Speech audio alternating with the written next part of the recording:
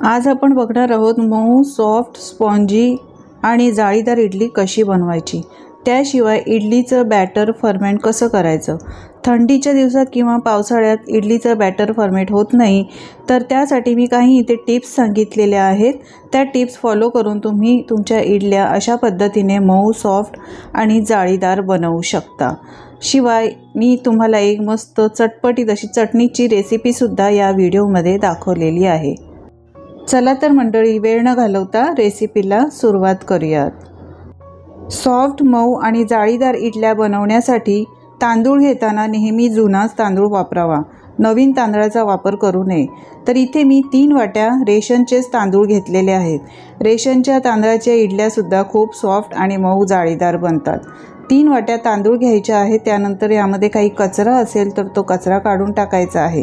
यानंतर सारख्याच वाटीने 3 वाटी तांदूळ तर 1 वाटी उडदाची डाळ आणि 1 मोठा चमचा मेथीदाणे घेतलेले आहे।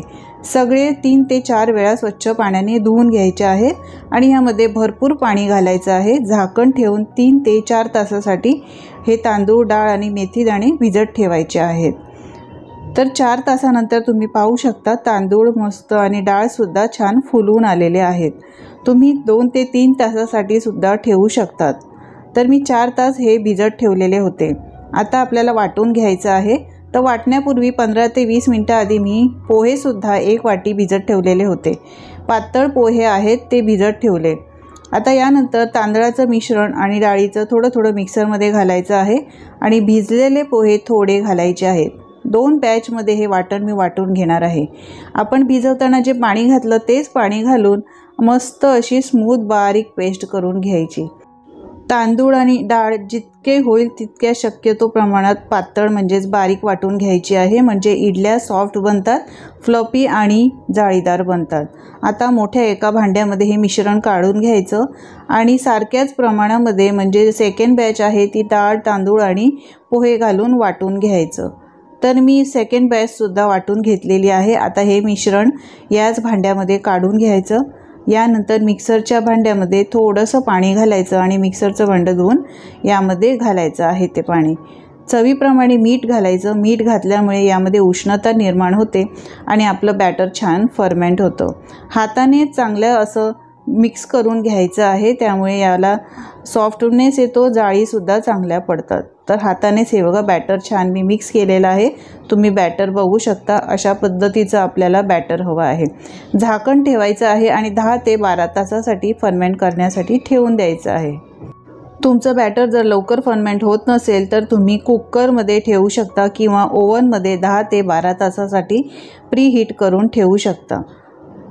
तर मी हे बॅटर ओव्हन प्रीहीट करून 10 ते 12 तासासाठी म्हणजे रात्रभर ठेवलं होतं। तर तुम्ही पाहू शकता बॅटर मस्त फर्मेंट झालेलं आहे। अगदी सॉफ्ट असं बॅटर आपलं हे। अशा पद्धतीने तुम्ही हे बॅटर जर फर्मेंट केलं तर तुमच्या इडल्यासुद्धा सॉफ्ट, जाळीदार आणि मऊ बनतील। आता इडल्या बनवायला घेऊया। तर यासाठी सगळ्यात आधी हे बॅटर आहे चांगलं व्यवस्थित मिक्स करून घ्यायचं आहे। पाण्याची गरज लागली तर पाणी घालायचं। तर या बॅटरमध्ये आता मला पाण्याची गरज वाटत नाही। आपलं बॅटरचं जे प्रमाण होतं ते परफेक्ट आहे। इडलीच्या भांड्याला तेल लावून घ्यायचं आहे, म्हणजे इडल्या याला चिकटत नाहीत। सगळ्या साच्याला तेल लावून घेतल्यानंतर यामध्ये इडलीचं मिश्रण घालायचं आहे। इडलीचं बॅटर घालताना एकदम वरपर्यंत घालायचं नाही। हे बघा अशा पद्धतीने सगळ्या साच्यांमध्ये इडलीचं बॅटर घालायचं आहे। अशाच पद्धतीने बाकीच्या इडलीच्या साच्यांमध्ये सुद्धा इडलीचं मिश्रण घालून घ्यायचं आहे। तर सगळ्या साच्यांमध्ये मी हे बघा इडलीचं मिश्रण घालून घेतलेलं आहे। आता वाफवून घ्यायचं आहे। तर आधीच मी इडलीचं भांडं गरम करण्यासाठी ठेवलेलं आहे, त्यामध्ये पाणीसुद्धा घातलेलं होतं। पाणी छान गरम करून घेतलेलं आहे। त्यानंतर इडलीचे सगळे साचे यावर ठेवायचे आहे, झाकण लावायचं आहे आणि 7 ते 8 मिनटं स्लो ते मीडियम गॅसवर इडल्या वाफवून घ्यायच्या आहेत। 7 ते 8 मिनटात छान इडल्या वाफवून होतात। इडल्या वाफवून होत आहेत तोपर्यंत आपण इथे चटणी बनवायला घेऊया। तर इथे मी 1 वाटी ओलं किसलेलं खोबरं घेतलं आहे, 1 वाटी डाळवं घेतली आहेत, चवीप्रमाणे मिरच्या घालायच्या आहेत, 3 ते 4 हिरव्या मिरच्या तोडून घातलेल्या आहेत, थोडी कोथिंबीर, थोडीशी पुदिना आणि 1 इंच आल्याचा तुकडा घातला आहे। चटणी चटपटीत होण्यासाठी थोडीशी चिंच घालायची, 1 चमचा जिरं, अर्धा चमचा साखर आणि चवीप्रमाणे मीठ घालायचं, पाणी घालायचं आहे आणि मिक्सरला बारीक एकदम चटणी वाटून घ्यायची।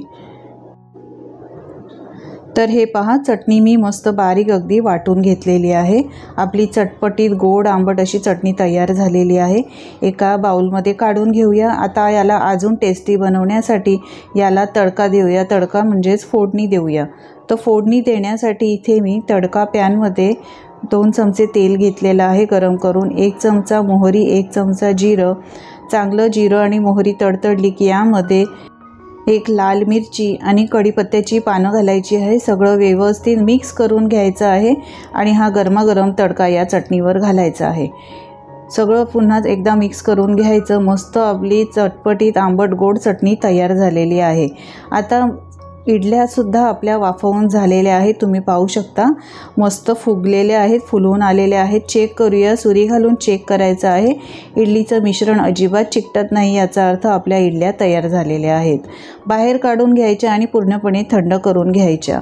आता या इडल्या मी पूर्णपणे थंड करून घेतलेल्या आहेत। आता डिमोल्ड करून घेऊया। तर चमच्याची उलटी बाजू घ्यायची आहे आणि अशा पद्धतीने याच्या कडा लूज करून घ्यायच्या आहेत। इडल्या जर गरम असतील तर यावर थोडंसं पाणी शिंपडा। साधं पाणी शिंपडल्यामुळे इडल्या सहज डिमोल्ड होतात। जास्त थंड इडल्या करून नंतर डिमोल्ड करायच्या नाही, थोड्याशा गरम असतानाच याला डिमोल्ड करायच्या आहेत। तर तुम्ही पाहू शकता किती मस्त आपल्या जाळीदार अशा इडल्या तयार झालेल्या आहेत। तर सगळ्या इडल्या अशाच डिमोल्ड करून घ्यायच्या आहेत। सगळ्या इडल्या अशाच पद्धतीने डिमोल्ड करून घ्यायच्या आहेत। तर तुम्ही इडलीचं टेक्स्चर पाहू शकता। इडली मी चटणी आणि सांबारसोबत सर्व केलेली आहे। सांबारची रेसिपी इथे मी दाखवली नाही, पण यापूर्वीसुद्धा मी सांबारची आणि इडलीची रेसिपी अपलोड केलेली आहे, तुम्ही तिथून पाहू शकता।